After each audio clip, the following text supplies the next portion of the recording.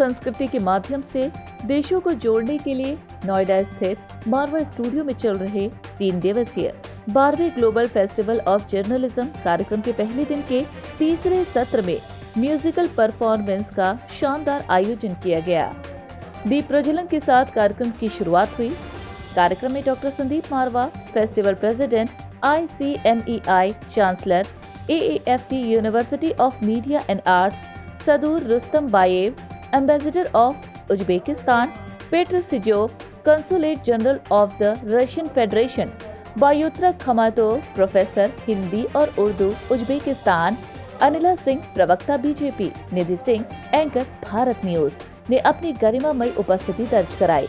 कार्यक्रम में उपस्थित सभी अतिथिगण को पुष्प गुच्छ भेंट कर उनका स्वागत किया गया। Doctor Sandeep Marwah, festival president, ICMEI chancellor, AAFT university of media and arts ने कार्यक्रम में उपस्थित सभी लोगों का शुक्रिया अदा किया और कहा, संगीत दुनिया की वो कला है जो कि व्यक्ति से प्रत्यक्ष और अप्रत्यक्ष रूप से जुड़ा हुआ है।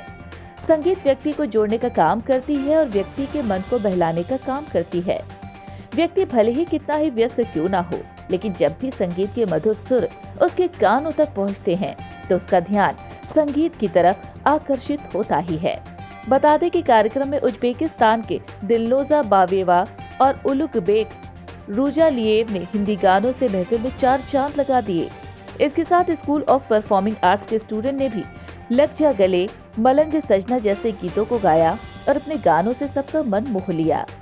कार्यक्रम में सभी अतिथिगण को डॉक्टर संदीप मारवा द्वारा फेस्टिवल मोमेंटो दिया गया। 12th global festival of journalism के आखिरी इस प्रोग्राम में पहले दिन के हम लोगों ने गीत और संगीत का कार्यक्रम रखा और मुझे बड़ी खुशी है कि उज्बेकिस्तान से एक ग्रुप यहाँ पर पहुँचा है जिसने हिंदी फिल्मी गानों का यहाँ प्रदर्शन किया है।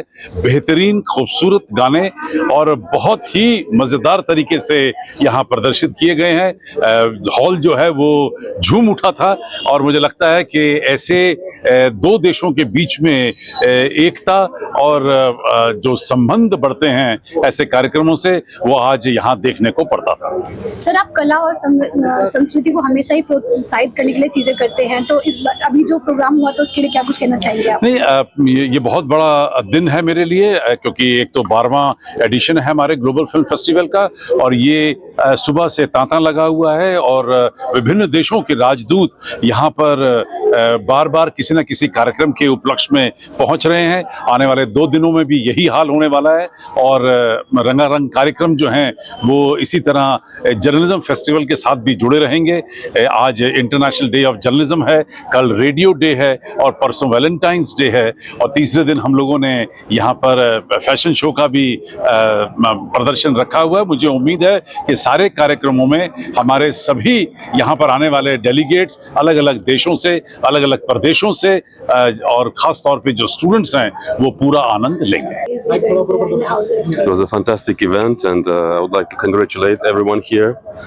I think everybody enjoyed this evening and it was a variety of events. We've attended exhibition, designed exhibition, and of course this wonderful concert, and I would like to congratulate this institution, all of the hosts here for this wonderful event that we had here today, and I would like to wish you great success because I see this esteemed institution as a future of India is being made here. So I would like to congratulate everyone and thank you so much. Thank you, sir. So what message you want to give to the aspiring journalists?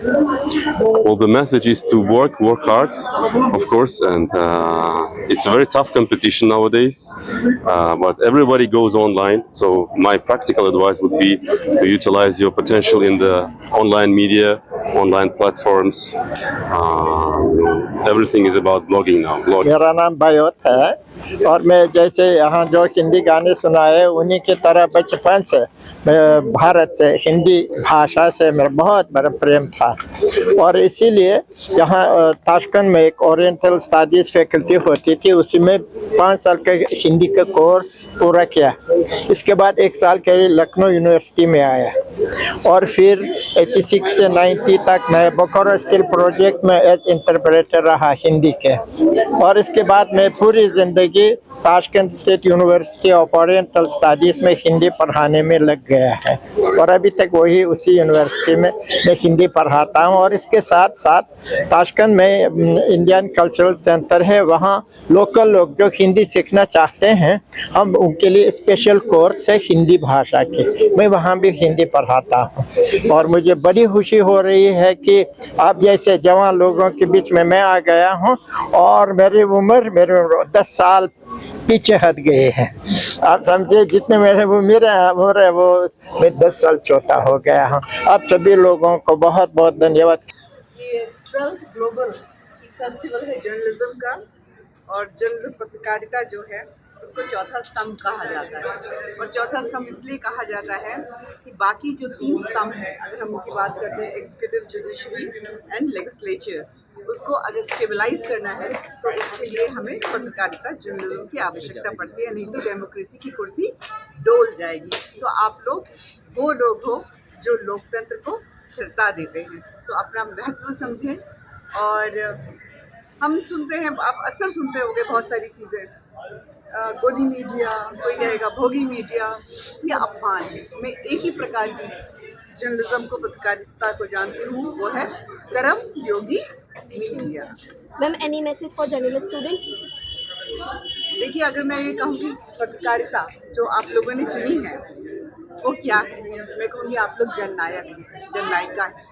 क्यों है? क्योंकि आप लोग समाज की बात सबसे सामने रखते हैं।